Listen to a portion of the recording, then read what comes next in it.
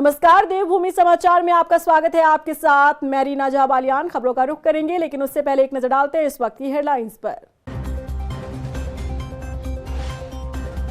PM Modi का उत्तराखंड दौरा तय। नेशनल गेम्स का उद्घाटन करेंगे प्रधानमंत्री नरेंद्र मोदी। उत्तराखंड की बड़ी परियोजनाओं की करेंगे समीक्षा बैठक। तैयारियां तेज। कर्णप्रयाग में सीएम धामी ने किया निकाय चुनाव प्रचार। बीजेपी प्रत्याशी के समर्थन में की पैदल यात्रा और जनसभा। मुख्यमंत्री को सुनने के लिए उमड़ा जनसैलाब।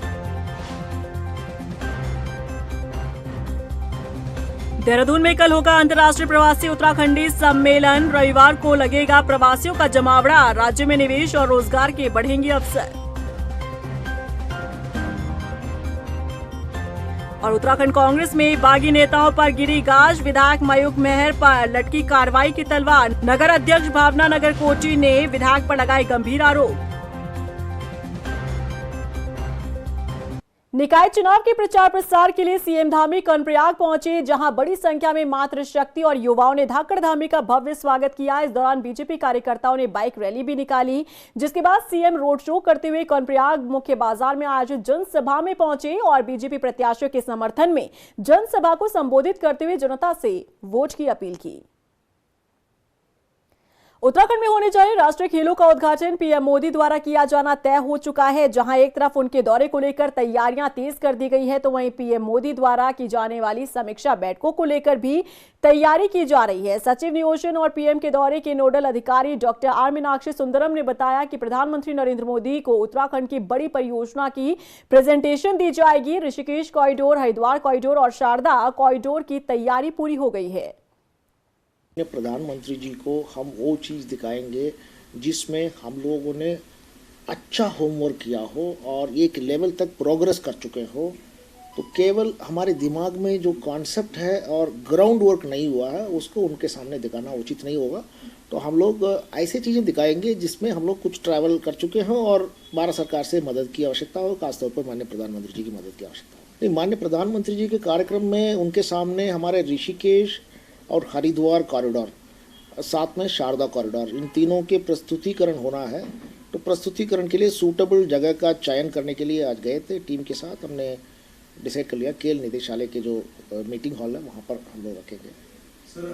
देहरादून में 12 जनवरी यानी कल रविवार को अंतर्राष्ट्रीय प्रवासी उत्तराखंडी सम्मेलन का आयोजन होने जा रहा है, जिसका शुभारंभ सीएम धामी करेंगे। और इस सम्मेलन में 17 देशों से 60 से ज्यादा उत्तराखंड प्रवासी हिस्सा ले रहे हैं। दरअसल उत्तराखंड के लोग अंतर्राष्ट्रीय स्तर पर अलग अलग सेक्टर में शानदार काम कर रहे हैं और वो अपने अनुभवों को इस सम्मेलन के जरिए लोगों से साझा करेंगे। सूचना महानिदेशक बंशीधर तिवारी का कहना है कि प्रवासियों को उत्तराखंड में निवेश के लिए प्रोत्साहित किया जाएगा, जिससे राज्य में रोजगार के अवसर बढ़ेंगे।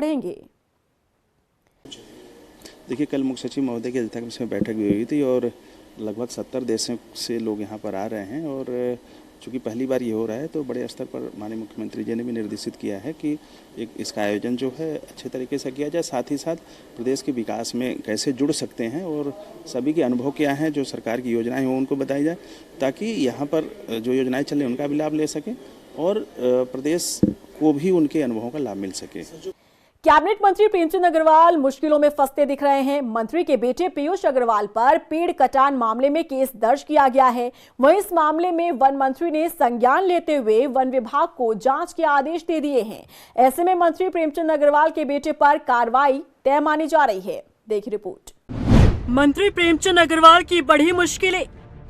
मंत्री के बेटे पर लगा पेड़ कटान का आरोप। वन मंत्री सुबोध उनियाल ने दिए जांच के आदेश। प्रेमचंद अग्रवाल के बेटे पर कार्रवाई होना तय। उत्तराखंड के कैबिनेट मंत्री प्रेमचंद अग्रवाल इन दिनों मुश्किलों में नजर आ रहे हैं। मंत्री के बेटे पीयूष अग्रवाल पर पेड़ों के कटान का आरोप लगा है। इस मामले में केस दर्ज कर लिया गया है, तो वहीं मंत्री के बेटे पर कार्रवाई तय मानी जा रही है, क्योंकि वन मंत्री सुबोध उनियाल ने इस मामले का संज्ञान लेते हुए वन विभाग को जांच के आदेश दे दिए हैं। बता दें कि प्रेमचंद अग्रवाल के बेटे पीयूष अग्रवाल के खिलाफ बिना इजाजत संरक्षित प्रजाति खैर के 2 पेड़ काटने के आरोप में मुकदमा दर्ज किया गया है। पीयूष अग्रवाल के खिलाफ लैंसडाउन वन प्रभाग की लालडांग रेंज में खैर के पेड़ काटने के मामले में वन संरक्षण अधिनियम के तहत मुकदमा दर्ज किया गया है। बताया जा रहा है कि पीयूष अग्रवाल ने अपनी निजी संपत्ति को विकसित करने के लिए 2 दर्जन से अधिक पेड़ काटने की अनुमति ली थी, लेकिन इसके साथ ही संरक्षित प्रजाति खैर के भी 2 पेड़ काट दिए गए। वहीं इस मामले में वन मंत्री सुबोध उनियाल ने भी संज्ञान लिया है। उनका कहना है कि मामला उनके संज्ञान में आया है और उन्होंने क्षेत्र के प्रभागीय वन अधिकारी को जांच के आदेश दे दिए हैं। जो मुझ पर जानकारी जैसे प्राप्त हुई है, मैंने निर्देश दे दिए हैं और डीएफओ को बहुत स्पष्ट निर्देश दिए गए हैं कि पूरे मामले की जांच करने के बाद और उस पर जो उचित कानूनी कार्रवाई वो करना सुनिश्चित करें। अगर इस तरीके के मामले में सत्यता पाई जाती है तो निश्चित रूप से कानून अपना काम करेगा। सभी के लिए बराबर है। बिल्कुल, कानून सबके लिए बराबर है, कानून अपना काम करेगा। बता दें कि लालडांग रेंज के नीलकंठ मार्ग पर खैरखाल में निजी भूमि पर रिजॉर्ट बनाने के लिए पिछले महीने 26 पेड़ काटे गए थे, जिसमें 24 पेड़ छूट प्रजाति के थे, जबकि 2 पेड़ संरक्षित प्रजाति के थे। जांच में 2 खैर के पेड़ काटे जाने पर लालडांग रेंज में वन विभाग ने पीयूष अग्रवाल के खिलाफ रिपोर्ट दर्ज की। दरअसल इस भूमि पर बिना अनुमति के सड़क भी काटे जाने का आरोप है। आरोप ये भी है कि यहाँ कई दिनों तक बिना अनुमति के जेसीबी मशीन चलती रही, जिस पर राजस्व विभाग के अधिकारी मौके पर पहुंचे थे और काम भी रुकवाया था। अब पेड़ों के कटान का मामला चर्चा में है। फिलहाल देखना होगा कि वन विभाग अपनी जांच में क्या पाता है और मंत्री प्रेमचंद अग्रवाल के बेटे पर किस तरह से कार्रवाई की जाती है।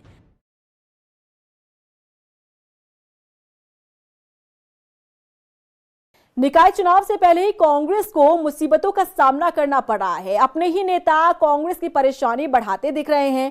कुछ नेता बागी होकर कांग्रेस छोड़ बीजेपी में शामिल हो गए, तो कुछ कांग्रेस के खिलाफ चुनावी मैदान में उतरे निर्दलीय का समर्थन करते नजर आ रहे हैं। कांग्रेस विधायक मयूख मेहर पार्टी विरोधी गतिविधियों में शामिल हैं, जिन पर कार्रवाई करने के लिए पार्टी हाईकमान को पत्र लिखा गया है।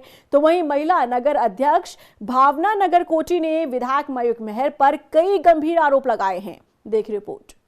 उत्तराखंड कांग्रेस की बड़ी कार्रवाई, बागी नेताओं पर गिरी गाज, विधायक मयूख मेहर पर लटकी तलवार, भावना नगर कोटी ने विधायक पर लगाए गंभीर आरोप। उत्तराखंड निकाय चुनाव की प्रक्रिया जारी है। इस बीच जहां कांग्रेस को चुनाव लड़ने के लिए तैयारी करनी चाहिए थी, बजाय इसके कांग्रेस अपने ही घरेलू झगड़े में उलझती दिख रही है।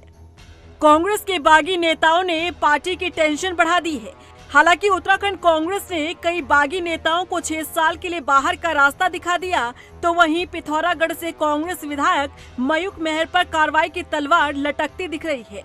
प्रदेश कांग्रेस कमेटी ने विधायक पर कार्रवाई के लिए एआईसीसी को पत्र लिखा है। तो वहीं इसी बीच महिला नगर अध्यक्ष भावना नगर कोटी ने विधायक मयूख मेहर पर कई गंभीर आरोप लगाए हैं। उन्होंने विधायक पर उनके पति के साथ हाथापाई करने का आरोप लगाया है। आप भी सुनिए। आज विधायक मयूख मेहर की यहाँ पर जनसंपर्क प्रोग्राम कार्यक्रम था, जिसमें मयूख मेहर, रिसेंद्र मेहर और कुमाऊं के कई मेहर जिसमें आए थे। उन मेहरों ने मेरे पति द्वारा विधायक से केवल एक सवाल पूछा गया कि विधायक जी, आज आप हमारे गांव में आ रहे हैं, लेकिन 3 साल में आपने दौला के लिए क्या काम किए हैं, ये बताइए, उसके बाद आप गांव में वोट मांगिए।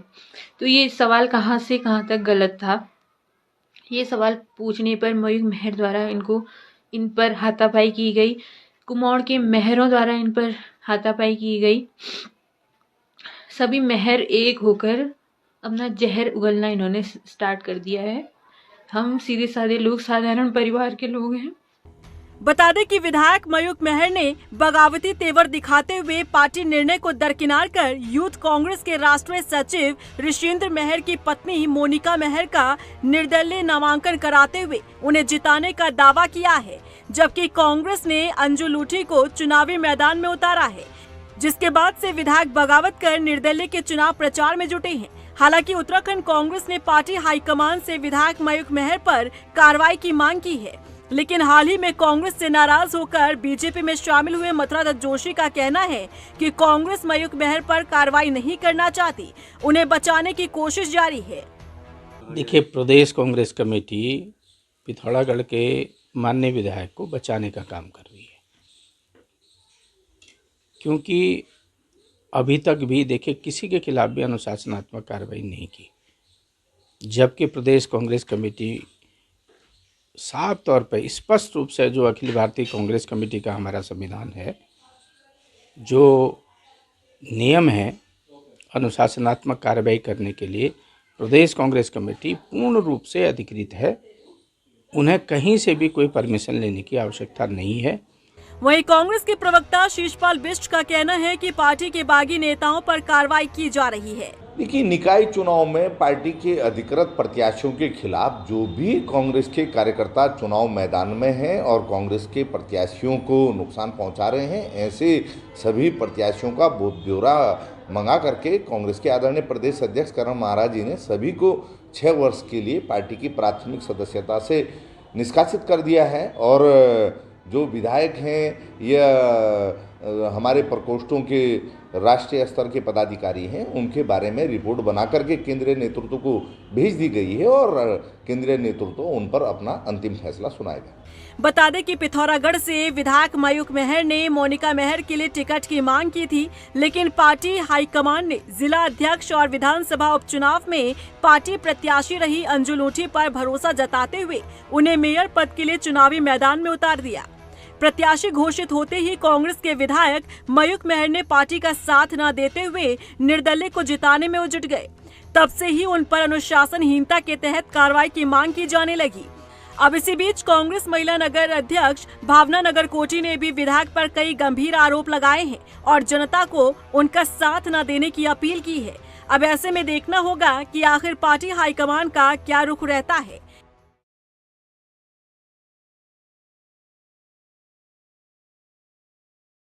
वहीं सतपुली नगर पंचायत में कांग्रेस और बीजेपी प्रत्याशी अपनी अपनी जीत का दावा कर रहे हैं। क्षेत्र में कांग्रेस प्रत्याशी Jitendra Chauhan door to door प्रचार के दौरान पिछले बीजेपी नगर पंचायत अध्यक्ष की नाकामियों को गिना रहे हैं। उधर कांग्रेस के एआईसीसी के अध्यक्ष भी प्रचार में पूरी ताकत झोंकते नजर आ रहे हैं।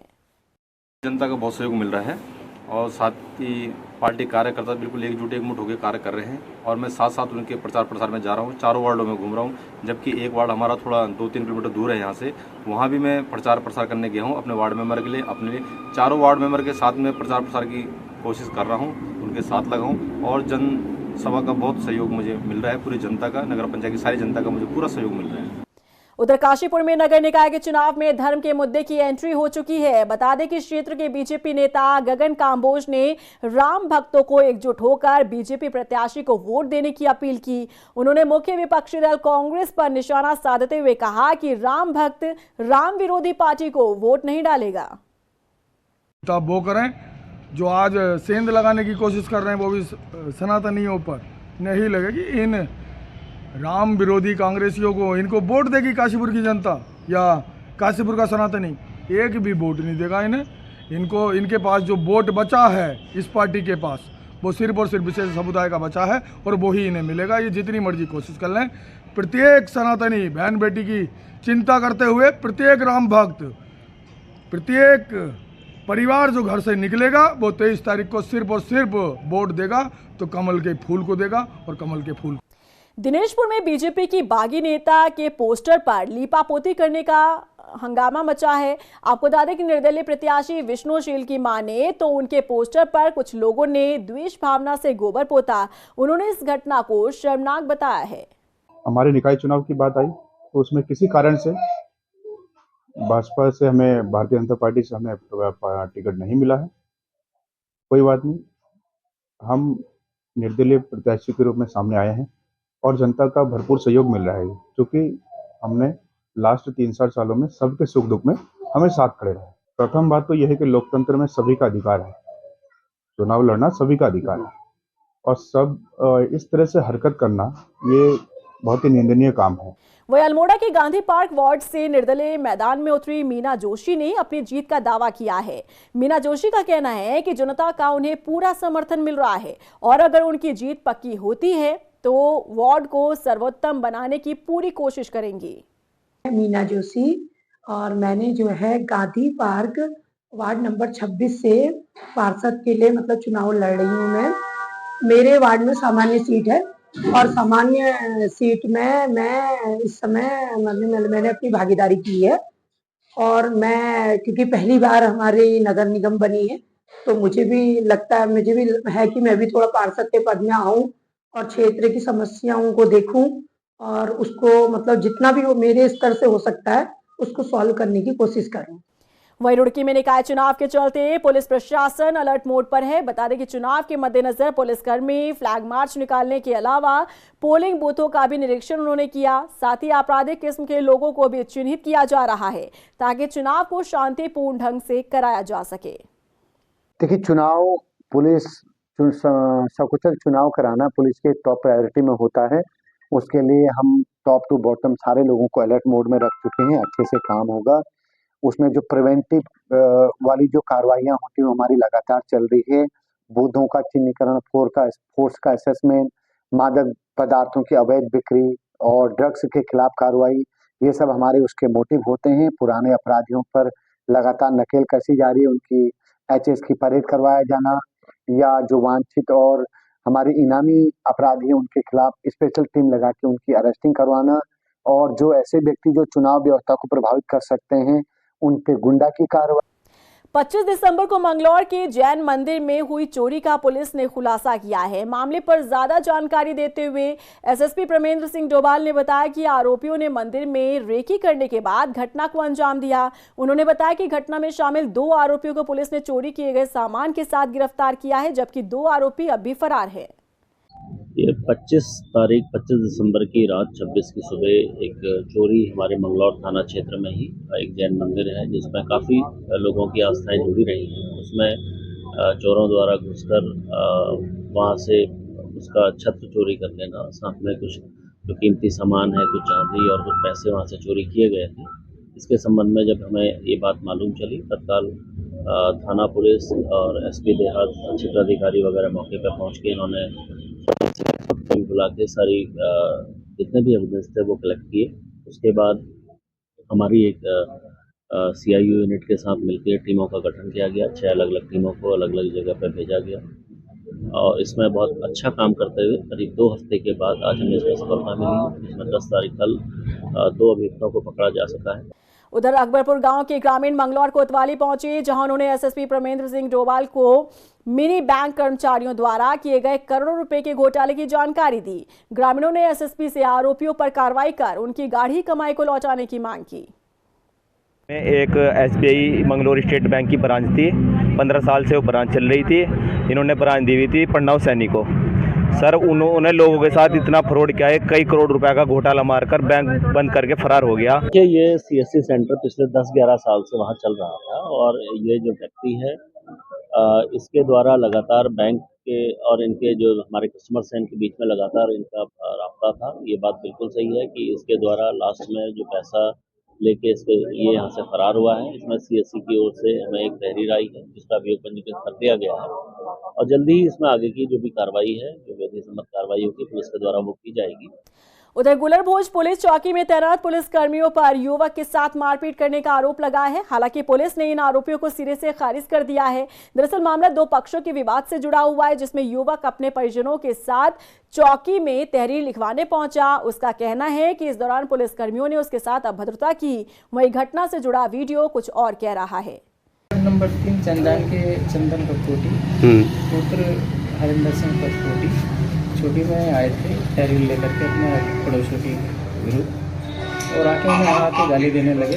तो हमारे जवान है यहाँ पे रघुवर सिंह राव, तो उन्होंने कहा भाई गाली गलौज चौकी में मत करो। इस बात पे जो है उग्र हो गया, उसे समझाने का प्रयास किया लेकिन वो किसी की बात मान ही नहीं रहा था। थोड़ी देर के लिए उसे चौकी बिठाया गया, बाद में यहाँ ज़्यादा भीड़ हुई, चला गया उसके खिलाफ। नयाल जी, मैं आपसे क्या बताऊं, अब हमें भी अभी रास्ते में हम आजकल चुनाव का प्रचार उचार चल रहा है, तो प्रचार के लिए हम भी रास्ते से जा रहे थे तो हमने भी चौकी में भीड़ का माहौल देखा। उसको देख के हम भी यहाँ पहुँचे क्योंकि हमारे नज़दीक की चौकी है तो हमारा जाना भी उचित बनता है। लेकिन यहाँ पर अब उनका जो भी पर्सनल तहरीर को लेकर कोई मामला होगा वो दरोगा जी से जाँच का विषय है, वो दरोगा जी बताएंगे। लेकिन जिस तरीके से हमने भी देखा कि अभद्र भाषा का प्रयोग करना, इस तरीके से छीना झपटी का जो माहौल हो चौकी में, तो ये एक असभ्य प्रकार की शैली है। और इसी के साथ फिलहाल इस बुलेटिन में बस इतना ही, लेकिन चलते चलते एक नजर डालते इस वक्त की हेडलाइंस पर। पीएम मोदी का उत्तराखंड दौरा तय, नेशनल गेम्स का उद्घाटन करेंगे प्रधानमंत्री नरेंद्र मोदी। उत्तराखंड की बड़ी परियोजनाओं की करेंगे समीक्षा बैठक, तैयारियां तेज। कर्णप्रयाग में सीएम धामी ने किया निकाय चुनाव प्रचार। बीजेपी प्रत्याशियों के समर्थन में की पैदल यात्रा और जनसभा। मुख्यमंत्री को सुनने के लिए उमड़ा जनसैलाब। देहरादून में कल होगा अंतर्राष्ट्रीय प्रवासी उत्तराखंडी सम्मेलन। रविवार को लगेगा प्रवासियों का जमावड़ा। राज्य में निवेश और रोजगार के बढ़ेंगे अवसर। और उत्तराखंड कांग्रेस में बागी नेताओं पर गिरी गाज। विधायक मयूख मेहर पर लटकी कार्रवाई की तलवार। नगर अध्यक्ष भावना नगर कोटी ने विधायक पर लगाए गंभीर आरोप।